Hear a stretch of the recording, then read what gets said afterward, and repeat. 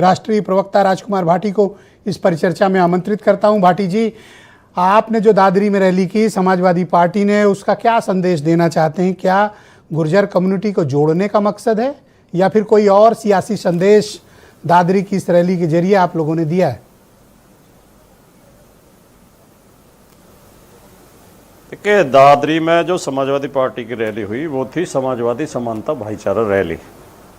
किसी जाति के आधार पर नहीं थी। माननीय राष्ट्रीय अध्यक्ष जी ने कोई जाति की बात नहीं की रैली में, अपने भाषण में कोई जाति की बात नहीं की। पता नहीं आलोक वर्मा जी को कहाँ से सपना आ गया कि वहाँ जात की जमात की बात की गई थी।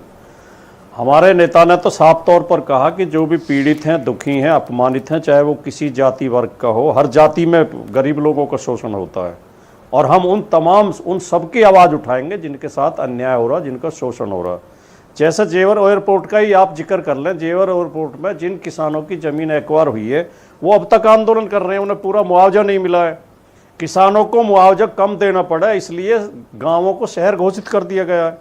जिन बच्चों से नौकरी के फार्म भरवाए गए थे विकल्प के तौर पे, उनमें से एक को भी अभी नौकरी नहीं दी गई है।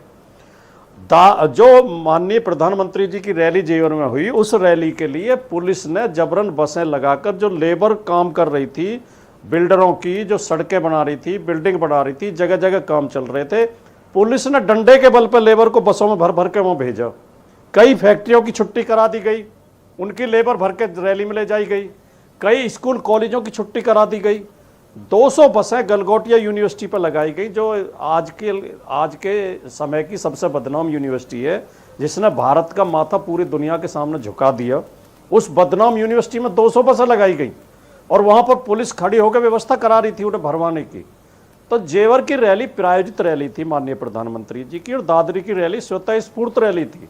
उसमें लोग खुद चल के अच्छा, ये जात जमात वाली जो बात आई, जाति के हर वर्ग, उसका एक राजनीतिक उदाहरण मैं आपके समक्ष प्रस्तुत कर रहा हूं। आपके ही रैली में सम्राट मिहिर भोज की प्रतिमा को गंगा जल से धुलवाया गया, माल्यार्पण किया गया और ये कहा गया कि कोई इसे आके कलंकित कर गया। तो मैं क्यों ना कहूं कि ये जात जमात की राजनीति या गुर्जर वर्सेज राजपूत करने की कोशिश की गई? क्यों ना माने? आपने तो स्पष्ट रूप से मंच से किया वो।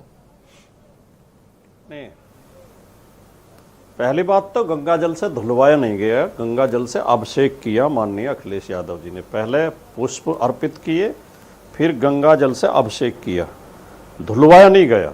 धुलवाते तो योगी जी हैं।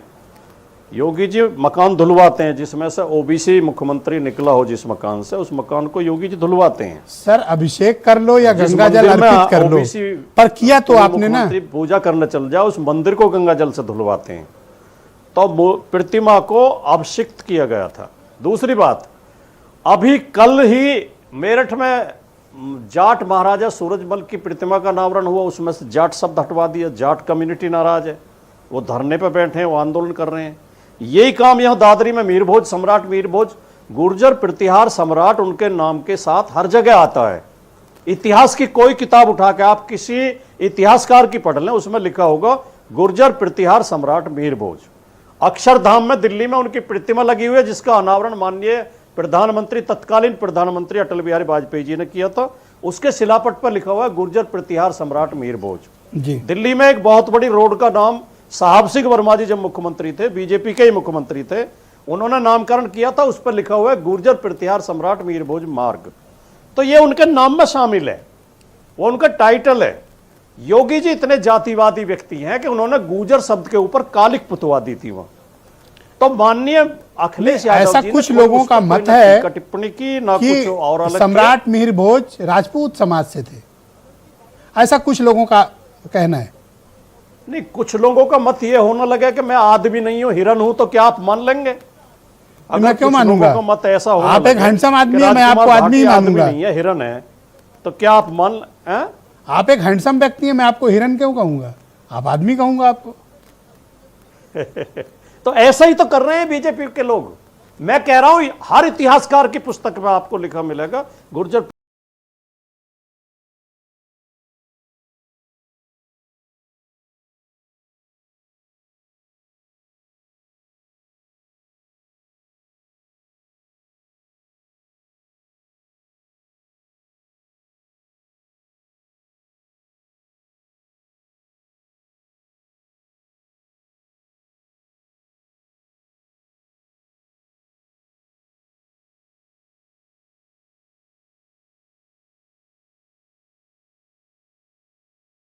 प्रतिहार मारना जातिवाद है। समानता की बात करना जातिवाद नहीं है, ऊंच नीच की बात करना जातिवाद है। गुर्जर विद्यासर पे कालिक पोत देना यह घटिया जातिवाद है। हम लोग तो सम्मान के, स्वाभिमान की लड़ाई लड़ रहे हैं, अपनी पहचान की लड़ाई लड़ रहे हैं। शिक्षक भर्ती में बेईमानी किसने की ओबीसी और एससी के साथ? वो लोग जातिवादी हैं। लेखपाल भर्ती में किसने कम सीटें दी? लेखपाल। अच्छा, एक डायरेक्ट पॉलिटिकल सवाल आपसे कर लेता हूं। आवाज उठाई तो सीटें पूरी की गई। डायरेक्ट पॉलिटिकल सवाल। जी जी जी। आप किस कौम की लड़ाई लड़ रहे हैं? जो कौम कभी एक साथ नहीं रही, जो कभी एक राजनीतिक ताकत नहीं बनी और कभी एक नाके से नहीं गुजरी। मैं गुर्जरों की बात कर रहा हूं। देखिए, मैं समाजवादी पार्टी का कार्यकर्ता हूं। मैं पूरे वर्ग की, पूरे उत्तर प्रदेश की 25 करोड़ जनता की बात कर रहा हूं। मैं कहीं जाति की बात नहीं कर रहा हूं जी। लेकिन ये कड़वी सच्चाई है कि ये देश जातियों में बटा हुआ है। गुर्जर समाज के ऊपर मुझे गर्व है, मुझे घमंड है कि ये एक बहादुर और देशभक्त कौम रही है। 1897 में सबसे ज्यादा कुर्बानियां हमने दी। मेरे सगे बाबा को बुलंदशहर कालेआम पर फांसी लगी थी। हमारे 82 लोगों को बुलंदशहर सर, मैं जो कह रहा हूं उसका आप कुछ और उत्तर दे रहे हैं। कोतवाल धन से मैं कह रहा हूं पॉलिटिकली डिवाइडेड कम्युनिटी है, पॉलिटिकली डिवाइडेड कम्युनिटी है, ये मैं कह रहा हूं। आप इतिहास थोड़ी पूछ रहा था। मैं आपके उसी सवाल का जवाब देने की भूमिका बना रहा था। ये मैं स्वीकार करता हूं और मैं अपनी मीटिंगों में बोल के आया हूं। बट ठीक बात, गुर्जर समाज राजनीतिक रूप मेरा से पॉइंट प्रूव हो गया, एकजुट नहीं है। Thank you sir. लोकतंत्र में से एक बहुत शुक्रिया, कृपया बने रहिए।